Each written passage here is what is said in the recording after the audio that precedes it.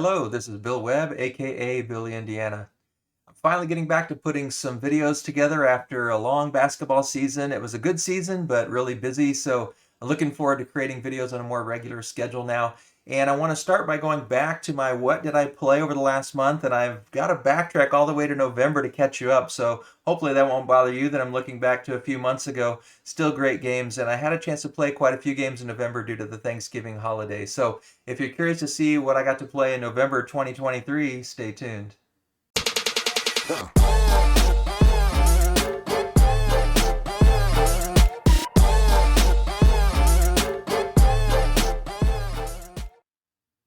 So I'm going to use boardgamegeek's website to help me with this one. I want to make it a little more streamlined, and I don't have a lot of these games in my personal collection anyway. So I'm going to kind of go through them in reverse order. We'll start here with Scholars of the South Tigris. It's alphabetically furthest down, and it's one of the games that I only played once in the month of November 2023. Scholars of the South Tigris is by Sam McDonald and Shem Phillips, a Garfield Games game. And I haven't played a ton of the Garfield Games games, and I've always enjoyed them all. I really liked Hadrian's Wall quite a bit. And I haven't played Wayfarers, the first one in the South Tigris trilogy, but I was really excited to try this one because of the dice manipulation and changing the colors, like a red and a blue can make purple. And it was a really fun game. It was a brain-burning game, and it took me kind of a while to get all the pieces put together in my head to think about strategically what I want to do in my next move. But I really enjoyed it and would like to play that one again. Again, I don't own that one, so I don't know when I'll get a chance to go back to it. Next up, another game that I just played once, going backwards alphabetically, is Duran, and I actually do have that one in my collection. It's an Oink game, little small box game. And this one is one that I've wanted to buy because we lived in Indonesia for over a decade, and durian's a common fruit there. This one doesn't have a ton to do with durian, except that it's just one of the fruits in your storefront, and you're basically playing a deduction game where you're flipping over cards of people trying to order fruit from your store, and you're trying to deduce, based on what you can see from other people's hands without being able to see your own, which fruits are available still, and you don't want to oversell your stock. And if you do oversell your stock, the next person, if they think you did, they can call the manager out and get you into trouble. And when you get into trouble, you earn negative points basically. In the first one, I think it's just 7 loses and kind of ends the game, if I'm remembering that scoring correctly. But the deduction was clever. We got to play with Scott and Angie, some friends that we actually lived in Indonesia with, so that was a lot of fun. Domino's actually played on Board Game Arena BGA, and I haven't really played Domino's before, so I was kind of trying to figure it out as we went. It was okay. I don't know that I would ever need to own Domino's or want to play. I know some people really love it, and maybe if I understood it better, I would have enjoyed it more. It was fine. I wouldn't be opposed to playing it again, but I'm not going to go out of my way to. Cat in the Box Deluxe Edition. This is one we played while we were traveling with some family. Nice, interesting trick-taking game where none of the cards have a color, and so there's a track, and you choose, if I play a 5, oh, this is my red 5, and you mark it on that track that you've used your red 5.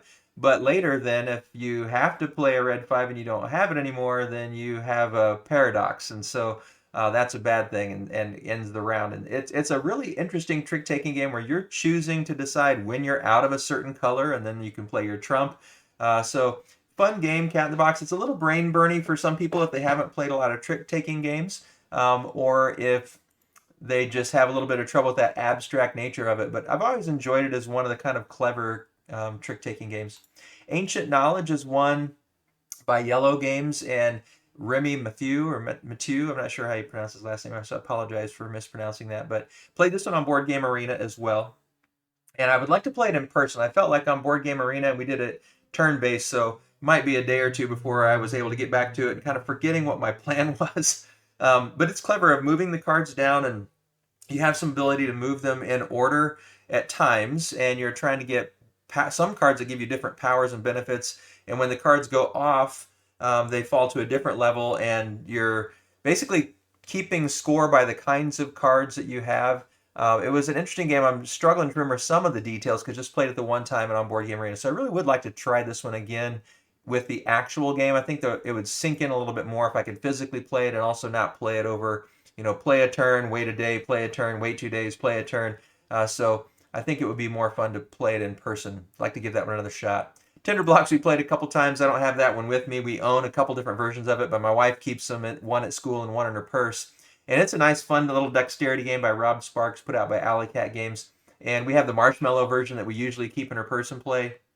So you flip over a card and it tells you which pieces you have to put into the campfire, and you have to stack them and then put them into the campfire using tweezers, and sometimes you have to use your weak hand, and if you tip it over, then you're out. But the rounds go pretty quickly, and it's fun to watch the other players even once you're out. So we've played that a couple times and had fun with that one.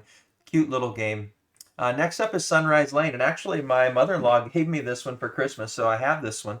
And Sunrise Lane is a Reiner Knizia game put out by Horrible Guild, and it kind of reminds me of Ticket to Ride, but it's got elements of stacking as well. So you're playing cards to put out houses, but then if you play multiple cards of the same color, you can stack them up. And on the board where you're playing them, there's little pip signs, and the more pips that are on there, each house is worth that many points. So if you put it on a 1, it's just worth 1 point, but if you put it on a 5, it's worth 5.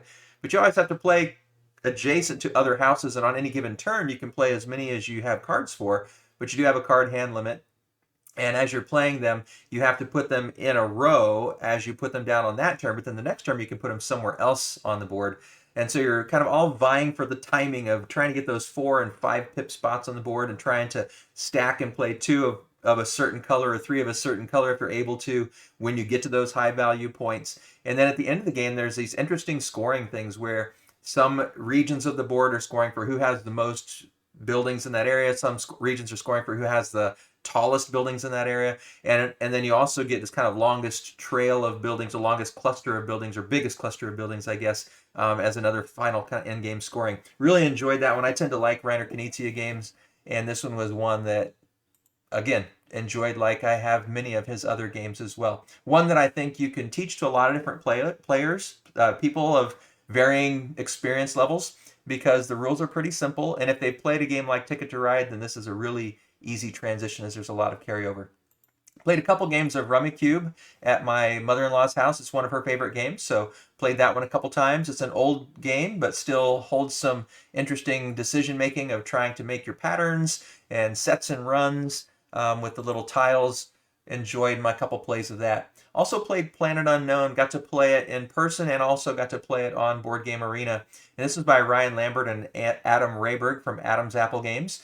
One of my favorite games from 2022 and still really enjoying it. It's a polyomino game, but it's also got tracks, and so you got that Gong Show Clever sort of comboing experience on the tracks of, oh, if I move up on this track, then I get to actually take another move of moving up on a track, or I get some other bonus. And then there's competitive goals. You're trying to beat the person to your right with one goal and beat the person to the left with the other goal, and then there's also personal goals that you have, and so it's really a clever game. I'm looking forward to the Supermoon expansion. I hope is coming soon.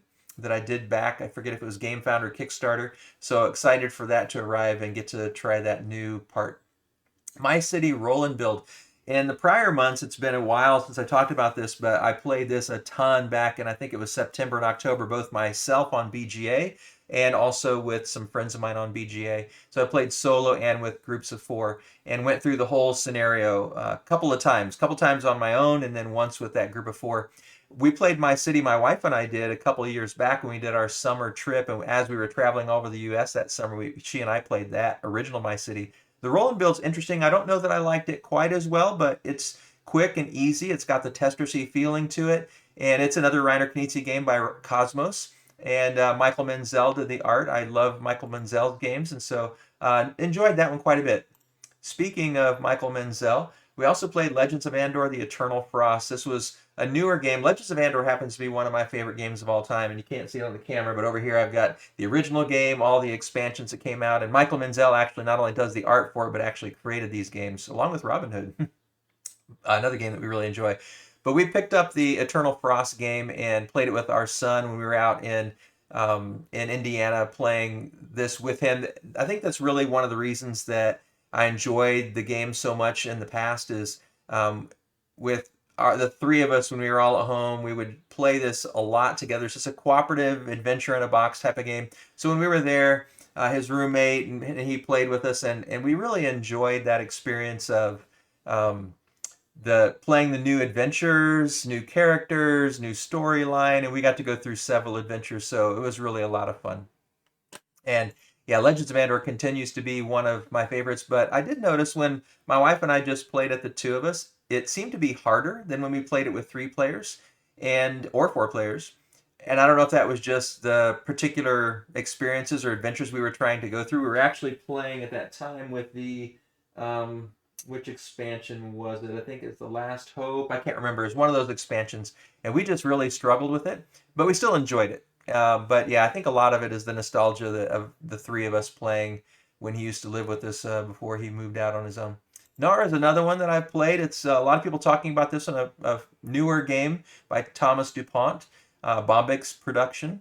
And I only played it on Board Game Arena. I'd like to play it in person. I like the combo engine building sort of thing where you get to decide which colors you take, and there's some benefit of kind of playing a lot of the same color, but there's also some benefit of spreading out with the different colors. And sometimes you want to take, I think they're landmark or landscape tiles, I forget, location tiles, and they give you benefits. So it's trying to basically build up your engine and score points, and really enjoyed that game. Clever little card game. I don't own it, but enjoyed playing it on Board Game Arena.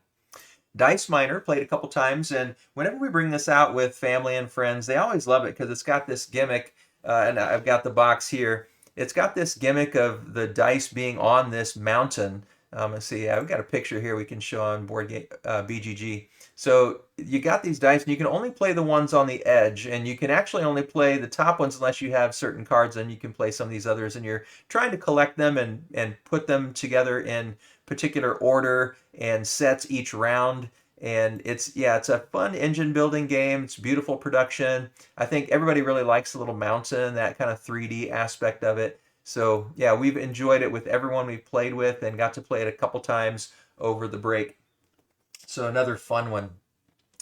All right, then we go to Spots. And I played this one on Board Game Arena a couple times, but while we were in Indiana for Thanksgiving, my sister-in-law, she actually owned it, and she brought it with her. So this is by Alex Haig, John Perry, and Justin Vickers from CMYK Games. CMYK Games. And this is a fun one. You're rolling the dice, and you got these cards with all these different dogs, and you can see kind of on the box cover, this long dog needs a 6 and a 3 and a 4, and so you're trying to get those dice put on the dogs, and when you roll the dice, you're trying to play them on the dogs, but you can also, they could end up going, I forget, it's like the dog pen or something, I forget what it's called, but if your dice end up too many in that pen or that area, then you bust. So it's a push your luck game, and you're trying to, fully fill up, I think it's 6 cards with the dice on the dogs. And so we had a fun time with that. My wife really liked the art of it, and she's a dog lover, so that was a lot of fun. Played that one 4 times. Scout's another one that we own, and we got to play this one again with family over the break. It's by Kai Kajino. It's Oink Games, and this one I've played quite a few times over the last year. And it's an interesting card shedding game where you have the hand of cards, but you have to keep them in the order that they're in.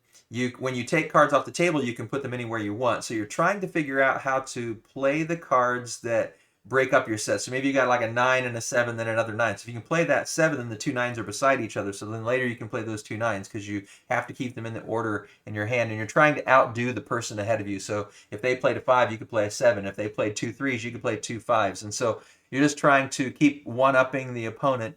If you can't one-up them, then you can scout and you can take one of the cards off the table and put it into your hand, and that might help you make a run or help you make a set. So clever little game that we've enjoyed quite a bit, and our family really enjoyed that one as well. Next up is Next Station London. Next Station London's by Matthew Dunstan and Blue Orange Games production, and I've only played this on Board Game Arena, and I've only played it solo recently, but I think back in November I played with Bryce and Allison from Better Half Reviews, and I think we also played with our gaming group, our BGA gaming group. There's 4 of us that play games all the time. And this one's a fun one. I actually have a video. If you want to watch me play a solo game of this, you can look back earlier on my channel and find that video. It's a fun implementation on Board Game Arena. Never actually played the hard physical copy of the game, but it's a good one. Next Station London. And I've also played Next Station Tokyo. I believe I also made a video for that one, if I'm not mistaken. I'll have to look back. I remember thinking about doing that, and I have played it quite a bit on Board Game Arena.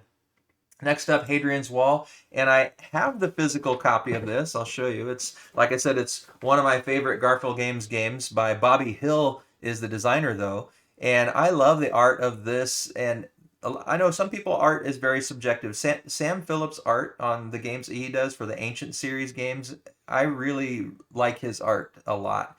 And Hadrian's Wall, I like the art, I like the gameplay. I didn't actually play with the physical copy though in this month of November 2023. I just played it on Board Game Arena, and I think I played once with our game group, and I know I played it solo quite a few times. So Hadrian's Wall is a really good one that I enjoy. I need to crack out the physical game again and play it with the hard copy. Since I own it, I should get that to the table. I've never played it with my wife. She's not a huge fan of roll and write, flip and write type of games. And it's a little bit heavier than I think she would enjoy, so I would probably just be playing it solo, but it is a good solo game. Next up, another game I played 4 times is Acropolis, and it's a game that I don't own, but I think we played with one of my friends who had a physical copy once this month. I think when he was over, Janelle and he and I played a game. And then I know I played it on Board Game Arena a couple times, probably once with our BGA game group, and then also playing it solo a couple times. I love tile laying games. Cascadia, Acropolis is like that in some ways, but then it's got the 3D element where you're also stacking them up, and your points multiply if you stack them up. And you're trying to get them in certain patterns, kind of like Cascadia, where you want the yellow ones by themselves, and you want the red ones on the exterior edges of your city. You want the blue ones kind of connected. So it's a fun one. I really enjoy it. It's by Jules Massaud, Gigamic Games. Gigamic Games. I should never try to pronounce that. And I really enjoy that one, but don't own it physically. I do think it's fun to play on BGA, although sometimes it's a little hard to tell the height unless you're really looking at it carefully. And then the most played game 11 times. No thanks. And I had played this with some friends, and we had so much fun, I bought it because I knew that our family would love it when we were back in Indiana. And we played it with our son and his roommate, played it with brothers and sisters, cousins, aunts and uncles, everybody. Everyone really loves No Thanks. And it's a game where it's kind of push your luck. You want the lowest cards, lowest score wins. And like a 33 rolls out there and like, I don't want that. You have to put a tile on it. And then the next person goes, oh, I don't want that either. Put a tile on it. But those tiles are worth points. And so after a while, those tiles build up and you're like, it's a 33, but it's got 10 tiles on it now. And so I could use those tiles for points and use it for bidding later. And then if you can get a 32, then you covered the 33 and now it's only worth 32 points. If you get the 31 and the 30 and the 29, anytime you can get the next consecutive number, you can cover that up. And so, or if you have a 34, you can tuck it underneath, and then you can like let everybody else put their tiles on there because they don't want a 34, but then you can take it and slide it underneath, and then it's hidden. The 33 still counts. So yeah, it's Thorsten Gimler by Amigo Games, and we played that a lot. We had a lot of fun. Just looking at the month overall in November, 52 gameplays. And as you can see, what is this? 19 different games. And so great game, a great month of gaming, quite a bit on BGA, but also quite a bit with physical games. Just always love being with family and playing games with the family. So looking forward to that again as we have a spring break coming up here in about 5-6 weeks. And so we're going to be up in Seattle and get to see our daughters and their families. Our son might be able to fly out and join us. So looking forward to that and getting a chance to play some games together. And in the meantime, just trying to squeeze some in here and there with my wife and my friends. But that's what I played in November 2023. Best new to me game of this month and best game that wasn't new to me. I'd have to say that the best game that wasn't new to me was probably, it goes between Planet Unknown and Sunrise Lane. I just love those games both so much, and I'd played them both before. Yeah, I'll say Planet Unknown. It's got a little bit more thinkiness, but I really enjoyed both of them as older games. But yeah, Acropolis, Hadrian's Wall, also other good games that were new. And Legends of Andor is kind of half new, half not. Lots of good games. So grateful for the games that I was able to play this month. I really, almost nothing on this list. I'd be ready to play any of these right now if I had the opportunity to. And then the new game to me that was the most fun, I think I have to say Scholars of the South Tigris. And I would like to play that again. I just haven't had a chance to. Most of these games weren't new to me this month, actually, so there's not much competing with it. Ancient Knowledge was another one, but I just didn't quite catch that game as well being on BGA as I do when I play it in person. So I'd like to try that one again. So I think for me, and Nar was good too, another new to me one, but I think Scholars of the South Tigris, I'd like to try that again. I really like the way the dice are used and the actions on your player board, how those go together. So clever game. Garfield Games does it again. So whether it's November or what have you been playing recently, you might not be able to remember what you played back in November, but I'd love to hear what games have been getting to your table. what games that are new to you that you're enjoying, what games that are not new, but you're just still loving getting them back to the table. Leave those ideas in the comments down below for me. And if you wouldn't mind, I'd appreciate it if you click that thumbs up to show you like the video. And if you would subscribe to the channel, that would also be terrific. As always, thanks for watching. This is Billy, Indiana, signing off.